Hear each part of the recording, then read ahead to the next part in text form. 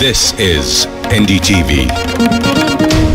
And you're watching NDTV 24/7.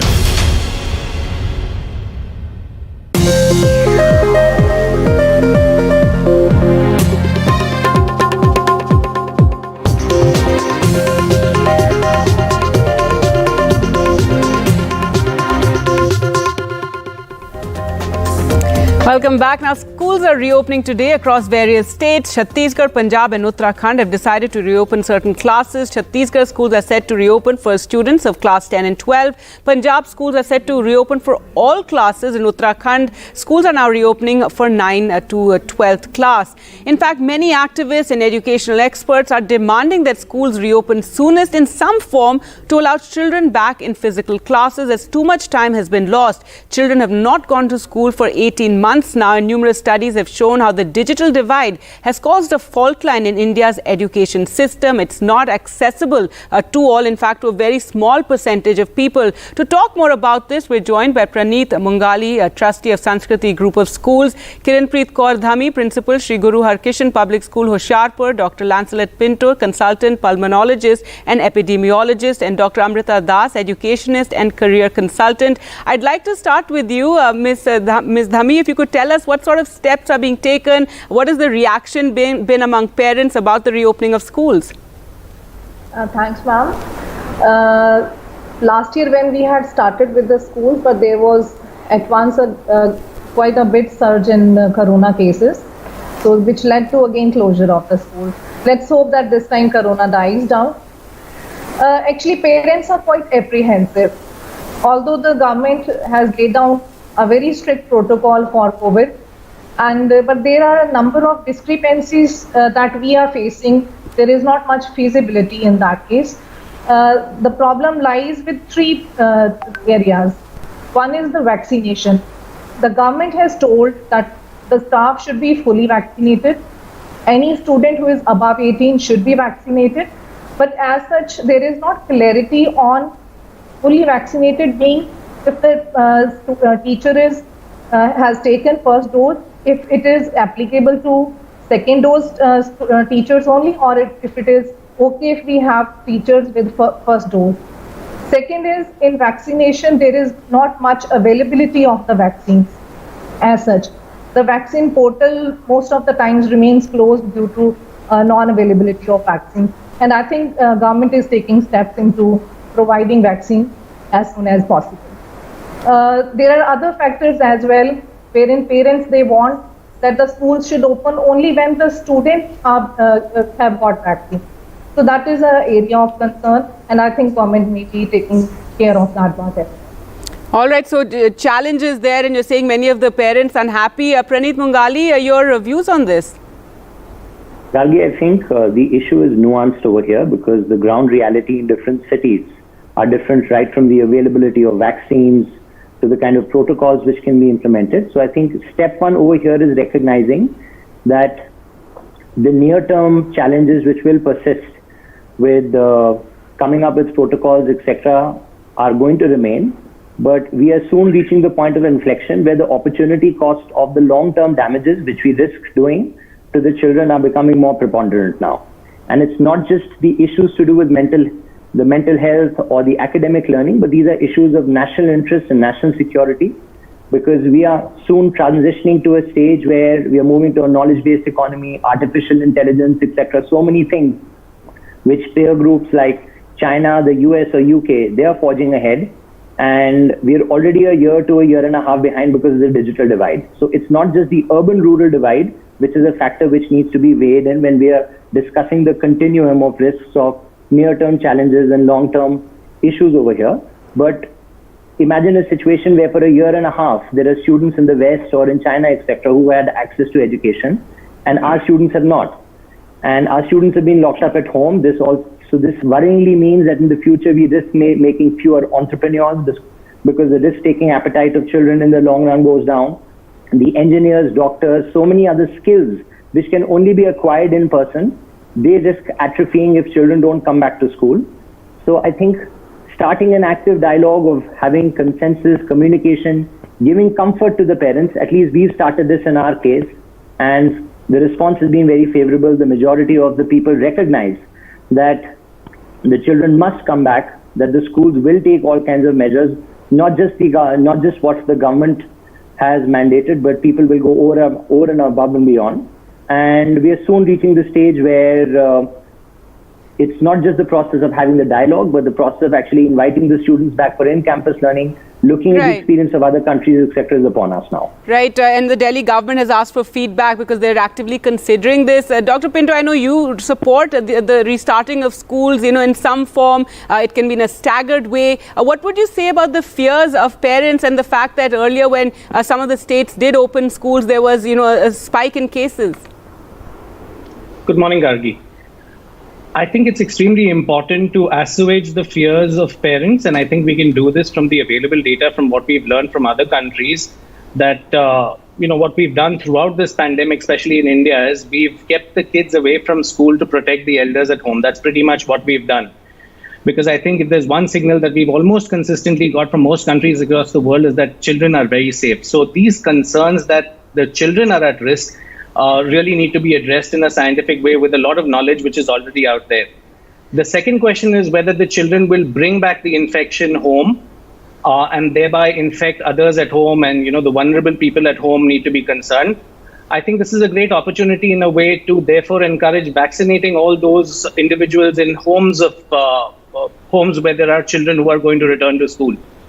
Of course, we have to address this in a context. The vaccine needs to be available. Maybe schools themselves can try and run some sort of vaccination camps for parents and for individuals at home.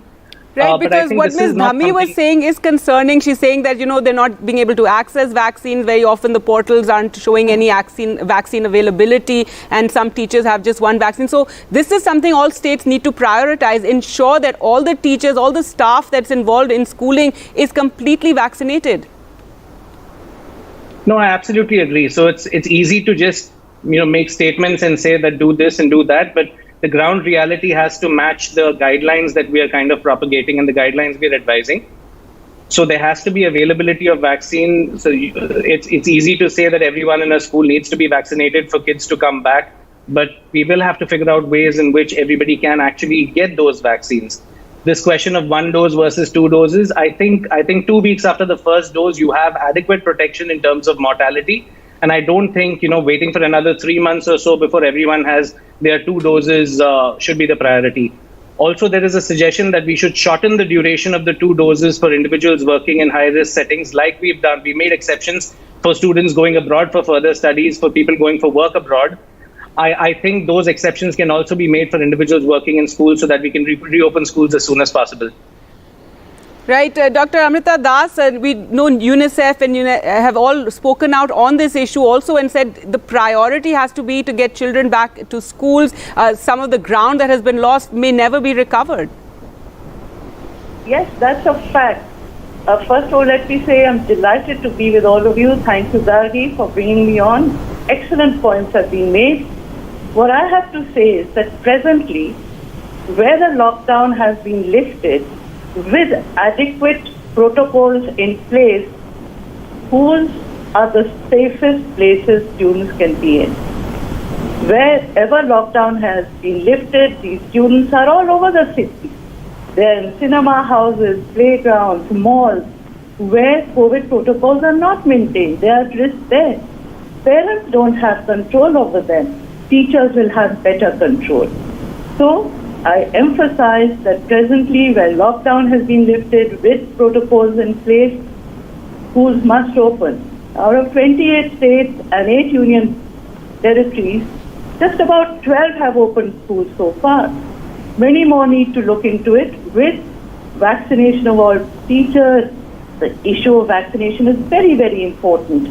Then, as UNESCO has said, going back to school will enable these 30 crore students to once again go back to a system where their all-round development was taking place, their intellectual, social, emotional, which has really suffered a lot.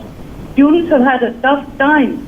I would call them and the teachers who went on to online teaching the true COVID warriors along with the others. So the schools should consider. Right, and right now we know a lot of states are opening classes for senior students, but there's now a lot of information available about the damage to younger students, Yes. young kids, how they've lost ability to speak in a sense because they don't interact much with anybody. So that also has to be some sort of priority in getting them back maybe once a week or something. Interacting with a lot of schools and children, and they have faced stress. They are anxious. So when they get back, when they interact with their peers, when they go in for co-curricular activities, they'll have holistic development. I feel just as CBSE has brought in Plan A and Plan B for exams, all schools will have to be proactive with Plan A and Plan B, be agile. Start school, God forbid, if the next variant of Delta comes in, shut them and go hybrid again. So go online. So a hybrid system, very carefully calibrated and planned, will exist for at least another year, and we have to prepare for it. But going back to school right now, where the lockdown has been lifted, is imperative. The children are out anyway. So as I emphasized, school is the safest place where there'll be a complete system in place, the nurturing of the all-round development of the students, and wherever possible this should happen.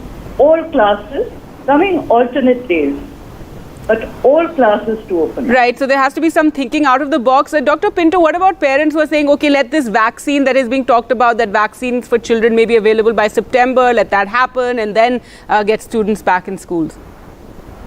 No, I think that's flawed thinking, because from the time that the vaccine actually does get available, when it does, it has to go through all the loops of clearances and DCGI clearances. Once it gets that approval, till the time that we can vaccinate the majority of children in the country is probably going to be a 6 to 8 month duration in an optimistic situation, given the fact that we are struggling with vaccinating all adults right now. So I think if we choose to wait, that we're going to further do damage and further propagate the damage that's already happened over the past year and a half. And I think that's flawed thinking. I mean, we should welcome vaccines for children. That will be a step forward. But actually waiting for that to happen, I don't think is the right thing. Right. Praneeth Mungali, there's also, the divide between the cities and rural parts of the country. And of course, what works for the city schools is it's very different for the schools in rural India. And for there, we definitely expect the authorities to do a lot more hand-holding and helping the schools get on track. True. So, Gargi, that is already happening in some states. For example, in the state of Maharashtra, the rural areas were prioritized in terms of the reopening of the schools. Fresh protocols were designed specifically for the rural areas because the ground realities over there are different. And even more importantly, I think there is consensus and a lot of clarity amongst the policymakers as well that we risk undoing decades of good work, whether in terms of right to education, empowerment of the girl child, etc. Children don't very quickly come back to school. So the measure of starting with rural areas where very often they're in, what can effectively call bio bubbles, where people are either within villages or within specific areas. They're not traveling outside very actively. That is the right way to start. They're the ones where the learning gap has also been highest. Then moving to semi-urban areas, and finally coming to the cities where Dr. Guleria had mentioned that using the threshold of the 5% positivity rate, wherever it reaches below that, at an individual city level, not just at a state level, those decisions should be taken to restart. All right. And Ms. Dhami, final word to you. Schools reopening in Punjab. I know you're concerned, but are you looking forward also to welcoming the children back? As such, the schools were to open from 26th of July, but not all schools have been able to make it. But certainly from this second, I think all schools will open for the senior schools. And we are making arrangements for having the younger kids as well. As Mr. Praneeth was talking about the rural area, I talked to some of the students who are into government schools. There is a wider gap between the way things are managed in a private school as compared to a government school. I just checked with those children and I just asked how they are following the protocol. So they said, we don't have any protocol in our government school. We sit all even three students are sitting on a bench. So it is entire the responsibility of all of us being educationists, the education department, that we make sure that the protocol is followed everywhere. So it is normally the authorities, they always target the private schools, how they are managing their transport, how they are managing their schools and all. So it is our Right. entire responsibility lies with us. No, I think we will be absolutely. able to make it opening of the schools quite feasible. Right, and this is something where everybody needs to tread carefully, but ensure, as much as we can, safeguards are in place. Thank you so much all for joining us on this very, very important topic. Thank you. Thank you. Thank you. Thank you. Well, now